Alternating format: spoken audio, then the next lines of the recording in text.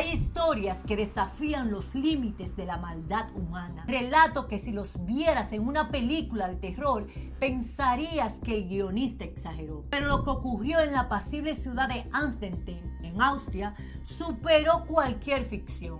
Esta es la historia de Elisabeth Fries, una joven que entró al sótano de su propia casa a los 18 años y no volvió a salir hasta que tenía 42. Todo comenzó el 28 de agosto de 1984.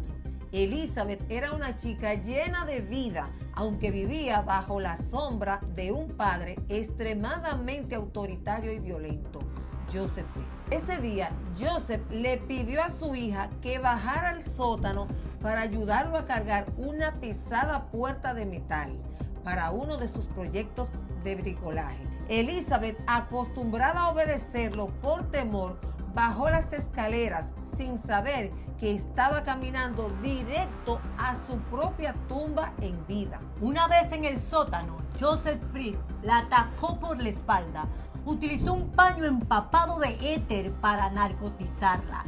Cuando Elizabeth despertó, estaba a oscura, atada en una cama con una pesada cadena que apenas permitía que ella llegara al baño. El hombre que la había traído al mundo acababa de convertirse en su carcelero. Pero ¿cómo justificas ante el mundo la desaparición repentina de tu hija de 18 años? Joseph Fries lo tenía todo fríamente calculado. Pocos días después del secuestro, obligó a Elizabeth, bajo amenaza de muerte, a escribir una carta de puño y letra. La carta decía textualmente que se había cansado de su vida familiar, que se había escapado para unirse a una secta religiosa y que por favor no la buscaran más. Joseph subió la carta, se la entregó a su esposa Rosemary y juntos acudieron a la policía para reportar la desaparición.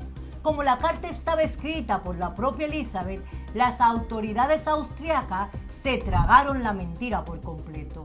Cerraron el caso como una fuga voluntaria. Mientras la madre lloraba en la planta de arriba la supuesta rebeldía de su hija, a solo unos metros bajo sus pies, Elizabeth gritaba desesperada sin que nadie pudiera escucharla. Aquí es donde entra la parte más retorcida de la mente de este monstruo. Joseph Fries no era un improvisador, era ingeniero eléctrico. Con los años aprovechó sus conocimientos para transformar un sótano común en un búnker de máxima seguridad e insonorizado, de apenas 55 metros cuadrados, con techos tan bajos que apenas superaban el metro sentada de altura. Así es, la entrada al búnker estaba oculta en su taller subterráneo, detrás de un estante lleno de herramientas. Para acceder había que mover un mecanismo secreto que revelaba una puerta de hormigón armado de 300 kilos. Esta puerta solo se abría con un control remoto eléctrico o con un código digital que solo Fries conocía. Imagínense, si él sufría un accidente o moría fuera de la casa, Elizabeth se habría quedado atrapada allá abajo para siempre. Fries pasaba horas interminables en el sótano. Su excusa para Rosemary era siempre la misma: estoy trabajando en planos de ingeniería y reparaciones para ganar más dinero. Le prohibió a su esposa acercarse al taller bajo amenazas de divorcio o violencia física. El terror que infundía en su hogar era su mejor sistema de seguridad. Además, cuando bajaba grandes cantidades de comida, ropas o pañales, decía que los compraba al por mayor porque estaban en oferta.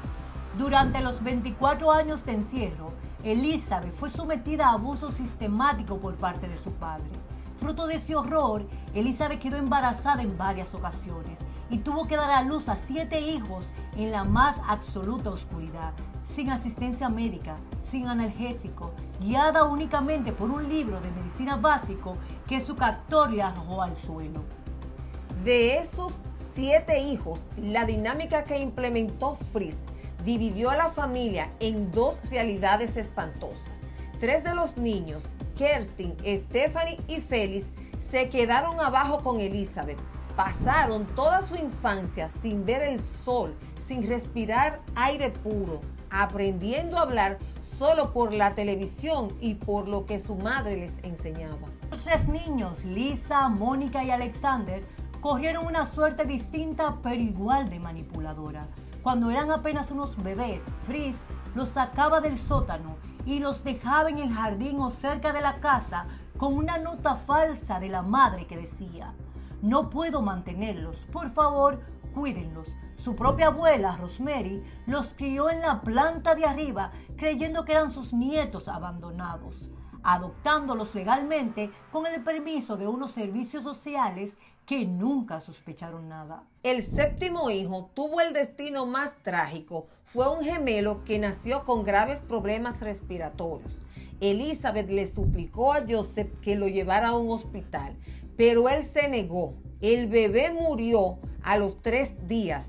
Para deshacerse de la evidencia, Fritz tomó el pequeño cuerpo, lo subió a la planta principal y lo incineró en la caldera de la calefacción de la casa. El castillo de mentira de Joseph comenzó a desmoronarse en abril del 2008 debido a una emergencia médica. Kirsten, la hija mayor del sótano, que ya tenía 19 años, enfermó gravemente debido a una insuficiencia orgánica provocada por las pésimas condiciones de vida y la falta de luz solar.